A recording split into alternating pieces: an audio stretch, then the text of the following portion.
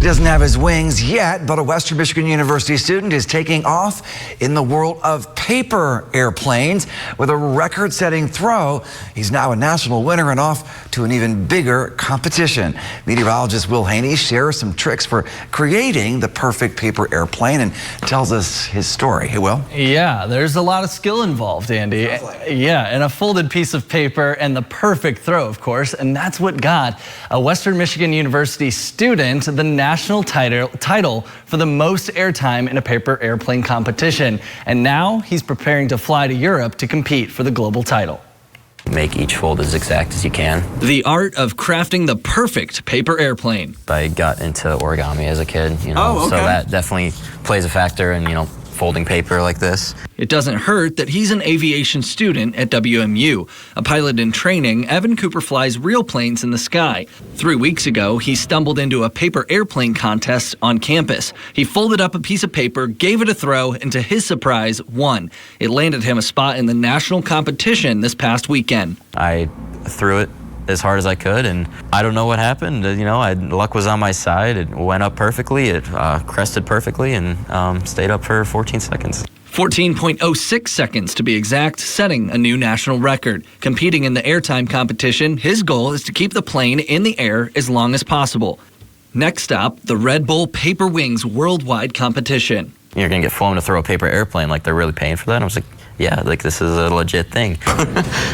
When he called his friends to share the news, they didn't believe him. When I told them I won, it was just, no way, like, you're kidding me. They're like, you're joking right now. And I was like, yeah, no, this is real. I don't know how I did it, but I got it done, I guess. Cooper flies to Austria next month to compete in Red Bull's World Final. To sponsor some college kid to go throw a paper airplane in Austria, I am beyond thankful for that opportunity. A newfound skill that's now taking the college junior off on a journey across the globe. Pretty crazy, right? Now, to make matters even better, the trip is Cooper's first time out of the country, and this is the very plane that he designed. He actually helped me make this, guys. Yeah. And so, just to prove that there is some skill involved, Andy, Keith, I'm gonna throw this up. And in order to get that world record that he would hope for, right, they have to throw it really high. We have a lot of lights. Try again. Can you do it again? I'll try one more. Come on. But yeah, so it obviously does involve some skill. 14 seconds, that's how long his was in the air. It's a lot. It's a long time to be in the air. Yeah. But that's his exact design, huh? I know. And maybe a little practice and I could get it. I think so. I don't know. The jury slipping in a question about explosives at the very end of day 4 of deliberations in the federal trial about an alleged plot to kidnap and kill Governor Gretchen Whitmer. No verdict came down for the 4 men accused in this alleged plot.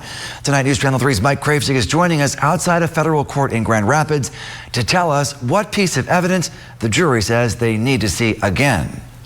Just before the jury left for the day, they requested to see pennies. Prosecutors say the coins were used as shrapnel wrapped around a firework. They say the suspects used as an explosive device.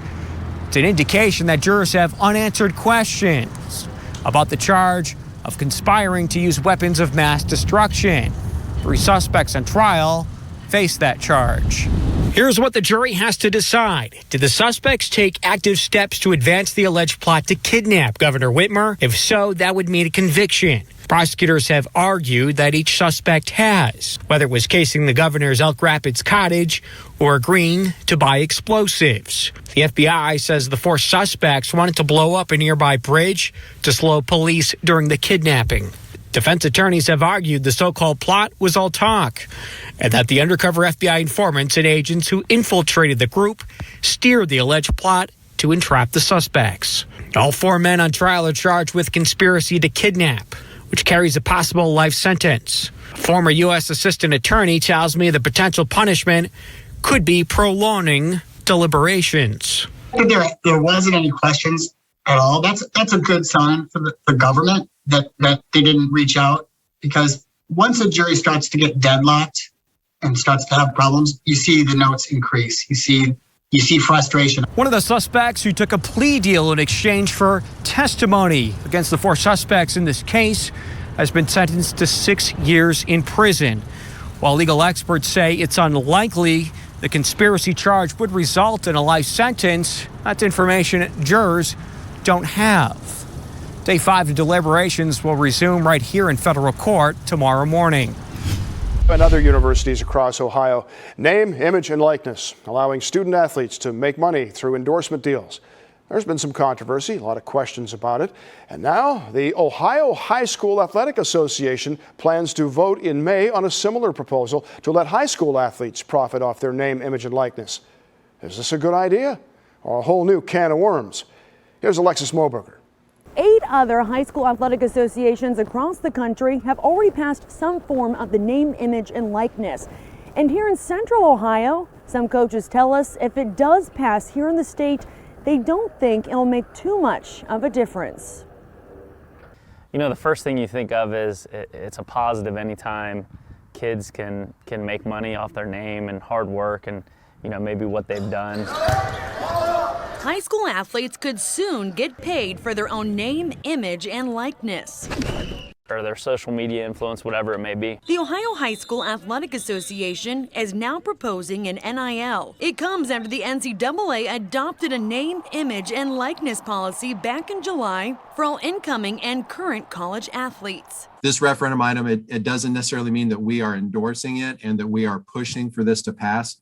What we want to do is have our schools give their opinion. Is this something they want to take control of and shape it? If approved, high school athletes can sign endorsements with companies as long as a school, team, and OHSAA logos aren't used. And any endorsements including casinos, gambling, alcohol, drugs, and tobacco will be prohibited. It's so new, you know, you've seen it, it's kind of blown up for college football and NCAA athletics, so you really, you know, just coming out, you don't know where it's going to go. Some coaches in Central Ohio see it as a good thing with low impact. Here, you know, where we're at Pickerington North, you have to live in our district to come here.